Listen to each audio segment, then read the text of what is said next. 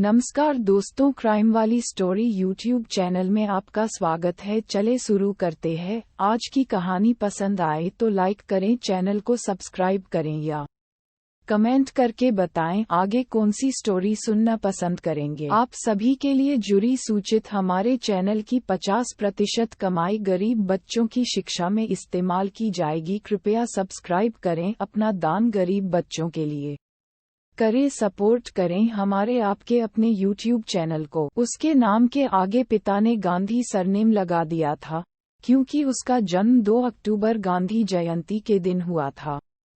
वो फुटबॉल का national player था। पंजाब यूनिवर्सिटी चंडीगढ़ में पढ़ाई के दौरान दूसरे छात्र उसे हीरो मानते थे। जब वो महज 22 साल का था तो सर्वसहमति से उसे गांव का सरपंच बना दिया गया था। इसके बावजूद सिर्फ 24 साल की उम्र में उसकी हत्या कर दी गई। आज हम बात कर रहे हैं रुपिंदर गांधी, गैंगस्टर रुपिंदर गांधी की। एक ऐसा गैंगस्टर जिसके बारे में कहा जाता है कि उसने कभी किसी से पैसे नहीं मांगे, कोई लूट की वारदात को अंजाम नहीं दिया, किसी को बेवजह परेशान नहीं किया। फिर भी उसके खिलाफ लूट, हत्या और हत्या के प्रयास के कई आपराधिक मामले दर्ज थे। पंजाब की खन्ना तहसील के एक गांव रसूलपुर में हरदेव सिंह ओजला के यहाँ 2 अक्टूबर 1979 को बेटे ने जन्म लिया। उसका नाम उन्होंने रुपिंदर सिंह रखा था, लेकिन रुपिंदर का जन्म गांधी जयंती वाले दिन हुआ था, इसलिए वे उसे रुपिंदर गांधी कहने लगे और बाद में वो रुपिंदर गांधी के नाम से ही जाना जाने लगा। स्कूल के दिनों में रुपिंदर गांधी पढ़ाई में बहुत होशियार था और साथ ही साथ फुटबॉल का एक बेहतरीन खिलाड़ी भी। उसने नेशनल लेवल तक फुटबॉल खेला था और कई मेडल्स भी जीते थे। आगे की पढ़ाई के लिए जब रुपिंदर ने पंजाब यूनिवर्सिटी चंडीगढ़ में दाखिला लिया तो वहां उसका झुकाव छात्र राजनीति की तरफ हुआ और रुपिंदर ने Gandhi group of student union के नाम से छात्र संगठन बना लिया। यहीं से रुपिंदर गांधी के जीवन की दिशा ही बदल गई।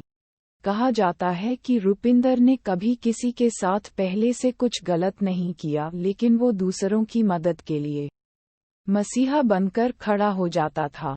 उसके पास जब कोई छात्र अपनी समस्या लेकर आता था तो वो उसे अपने तरीके से हल करता था, चाहे इसके लिए उसे गलत कदम ही क्यों न उठाना पड़े। और यही कारण था कि जिसकी वजह से रुपिंदर की लोकप्रियता बढ़ी और साथ ही साथ दुश्मनी भी। रुपिंदर अपने आक्रामक रवैये के कारण ज्यादातर मामलों का हल लड़ाई झगड़े से ही निकालता था। धीरे धीरे ये लड़ाई झगड़े कब गैंगवार में बदल गए पता ही नहीं चला। रुपिंदर के खिलाफ कई आपराधिक केस दर्ज हो गए। पुलिस से बचने के लिए उसने वापस अपने गांव में ठिकाना बना लिया। वो गरीब परिवारों की मदद करता था, जिस वजह से रुपिंदर गांव के लोगों के लिए रॉबिन हुड बन गया था। अपने गांव और आसपास के इलाके में उसकी लोकप्रियता बढ़ रही थी और महज 22 साल की उम्र में वो सरपंच चुन लिया गया। रुपिंदर ने सरपंच बनने के बाद कई नेक काम किए। वह लोगों की मदद के लिए हमेशा तैयार रहता था। उसने कई गरीब लड़कियों की शादियां भी करवाई थी, इसलिए गांव वाले उसे बेहद पसंद करते थे। होम क्राइम कहानी gangster Rupinder Gandhi biography. Rupinder Gandhi gangster या मसीहा बाय द चाणक्य 3 जुलाई 20219137। उसके नाम के आगे पिता ने गांधी सरनेम लगा दिया था क्योंकि उसका जन्म 2 अक्टूबर गांधी जयंती के दिन हुआ था। वो फुटबॉल का नेशनल प्लेयर था। पंजाब यूनिवर्सिटी चंडीगढ़ में पढ़ाई के दौरान दूसरे छात्र उसे हीरो मानते थे। जब वो महज 22 साल का था तो सर्वसहमति से उसे गांव का सरपंच बना दिया गया था। इसके बावजूद सिर्फ 24 साल की उम्र में उसकी हत्या कर दी गई। आज हम बात कर रहे हैं रुपिंदर गांधी, गैंगस्टर रुपिंदर गांधी की। एक ऐसा गैंगस्टर जिसके बारे में कहा जाता है कि उसने कभी किसी से पैसे नहीं मांगे, कोई लूट की वारदात को अंजाम नहीं दिया, किसी को बेवजह परेशान नहीं किया। फिर भी उसके खिलाफ लूट, हत्या और हत्या के प्रयास के कई आपराधिक मामले दर्ज थे। आखिर क्या कारण था कि फुटबॉल का ये बेहतरीन खिलाड़ी रुपिंदर गांधी हथियारों से खेलने लगा और गैंगस्टर बन गया?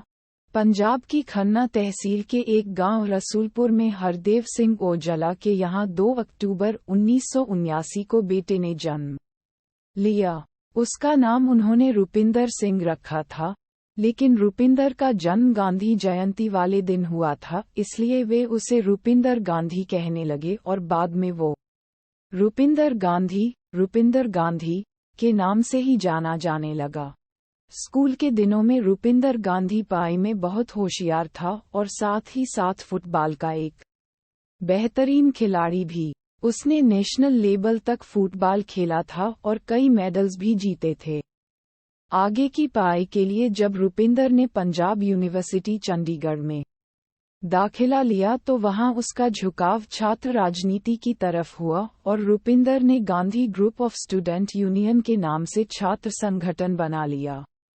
यहीं से रुपिंदर गांधी के जीवन की दिशा ही बदल गई। कहा जाता है कि रुपिंदर ने कभी किसी के साथ पहले से कुछ गलत नहीं किया, लेकिन वो दूसरों की मदद के लिए मसीहा बनकर खड़ा हो जाता था। उसके पास जब कोई छात्र अपनी समस्या लेकर आता था, तो वो उसे अपने तरीके से हल करता था, चाहे इसके लिए उसे गलत कदम ही क्यों न उठाना पड़े। और यही कारण था कि जिसकी वजह से रुपिंदर की लोकप्रियता बढ़ी और साथ ही साथ दुश्मनी भी।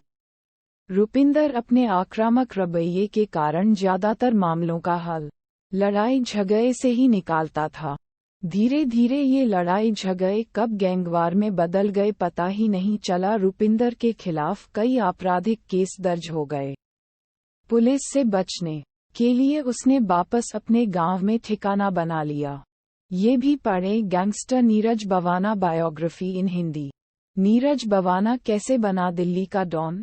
रुपिंदर गांधी पुलिस के लिए एक गैंगस्टर बन चुका था, क्योंकि उसके खिलाफ बहुत सारे आपराधिक मामले थे, लेकिन उसकी फितरत थी कि वो दूसरों की मदद के लिए किसी भी हद तक जा सकता था। रुपिंदर गांधी गैंगस्टर या मसीहा, वो गरीब परिवारों की मदद करता था, जिस वजह से रुपिंदर गांव के लोगों के लिए रॉबिन हुड बन गया था। अपने गांव और आसपास के इलाके में उसकी लोकप्रियता बढ़ रही थी और महज 22 साल की उम्र में वो सरपंच चुन लिया गया। रुपिंदर ने सरपंच बनने के बाद कई नेक काम किए। वह लोगों की मदद के लिए हमेशा तैयार रहता था। उसने कई गरीब लड़कियों की शादियां भी करवाई थी, इसलिए गांव वाले उसे बेहद पसंद करते थे।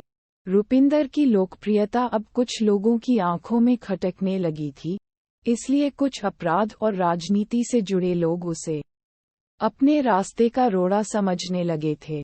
इन लोगों से उसकी दुश्मनी बढ़ती जा रही थी और उसकी जान को खतरा भी। उसके दोस्त हमेशा उसके साथ रहते थे और उसे अकेले कहीं भी जाने से मना करते थे, लेकिन रुपिंदर गांधी बिल्कुल बेपरवाह था। उसका मानना था कि मौत तो एक दिन आनी ही है, फिर डर कर क्यों जीना। उसे लगता था कि वो किसी भी परिस्थिति से अकेले ही निपट सकता है। 5 सितंबर 2003 को सुबह 8:30 बजे रुपिंदर अपने एक साथी हरप्रीत सिंह के साथ सलोदी गांव के सुरेंद्र पाल से मिलकर वापस आ रहा था। रुपिंदर स्कूटर चला रहा था और हरप्रीत पीछे वाली सीट पर बैठा था।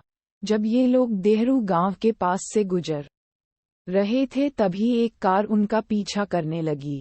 उस कार ने रुपिंदर के स्कूटर को टक्कर मार दी और कार में सवार लोगों ने हवा में गोलियां भी चलाई।